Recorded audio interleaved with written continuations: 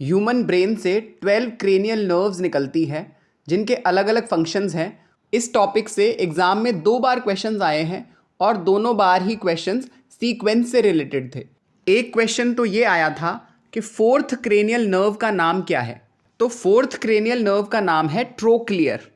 और जून 2026 में एक क्वेश्चन आया था जहां 5 क्रेनियल नर्व्स के नाम दिए हुए थे और उन्हें सीक्वेंस में अरेंज करने के लिए कहा गया था। तो हमारे लिए इन 12 क्रेनियल नर्व्स का सीक्वेंस बहुत इंपॉर्टेंट हो जाता है। 12 क्रेनियल नर्व्स के नाम हैं olfactory, optic, oculomotor, trochlear, trigeminal, abducens, facial, vestibulocochlear, glossopharyngeal, vagus, accessory और हाइपोग्लॉसल। देखो, इनके फंक्शंस याद रखो मत रखो, टाइप्स याद रखो मत रखो, काम चल जाएगा, पर इनके नाम और सीक्वेंस दोनों चीज़ें ही बहुत इंपॉर्टेंट है, इसलिए सारे नाम सीक्वेंस में याद होने चाहिए। अब इन 12 क्रेनियल नर्व्स में से 1st, 2nd और 8th नर्व सेंसरी है, 3rd, 4th, 6th, 11th और 12th क्रेनियल नर्व मोटर है, और जो नर्व्स बच गई जैसे 5th, 7th, 9th और 10th, ये नर्व्स सेंसरी भी हैं और मोटर भी हैं। अब इन नर्व्स के कुछ कुछ फंक्शंस हैं, वो फंक्शंस हम देखते हैं। ऑल्फैक्टरी का मेन फंक्शन है स्मेल या सूंघना, ऑप्टिक का मेन फंक्शन है साइट या देखना, ऑक्यूलोमोटर का मेन फंक्शन है आँखों को गोल गोल घुमाना, ट्रोक्लियर का मेन फंक्शन है आँखों को ऊपर नीचे करना, ट्राइजेमिनल का मेन फंक्शन है फेस पे सेंसेशंस को महसूस करना और चबाना, एब्डिकन्स का मेन फंक्शन है आईज को साइड बाय साइड घुमाना।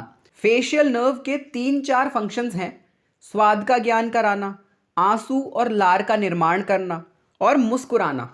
वेस्टिब्यूलोकॉक्लियर का मेन फंक्शन है हियरिंग एंड बैलेंस, यानी सुनना और संतुलन बनाए रखना। ग्लोसोफेरेंजियल स्वाद का ज्ञान कराती है और निगलने में सहायता करती है।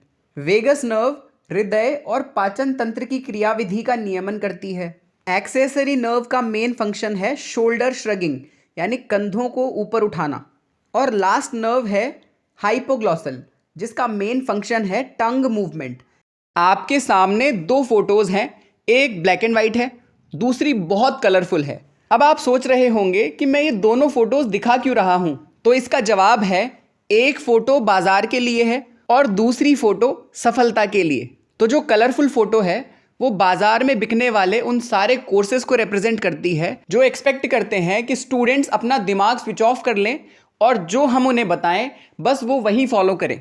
इसे कहते हैं स्पून फीडिंग, यानी आपको थाली में सजाकर सब कुछ दे दिया, बस अब आपको खाना ही है। ये कोर्सेज बहुत टेम्पटिंग होते हैं, इसीलिए स्टूडेंट्स इनके जाल में फंस जाते हैं। पर एक बात लॉजिकली सोच के देखो कि जो कोर्स आपने परचेज किया है वही सेम कोर्स लाखों बच्चों ने भी परचेज किया है, और अगर वो कोर्स इतना ही मैजिकल है तो फिर जितने भी बच्चों ने उस कोर्स को परचेज किया है उन सभी का JRF क्रैक हो जाना चाहिए। पर ऐसा होता तो नहीं है, ये बात भी हम अच्छे से जानते हैं।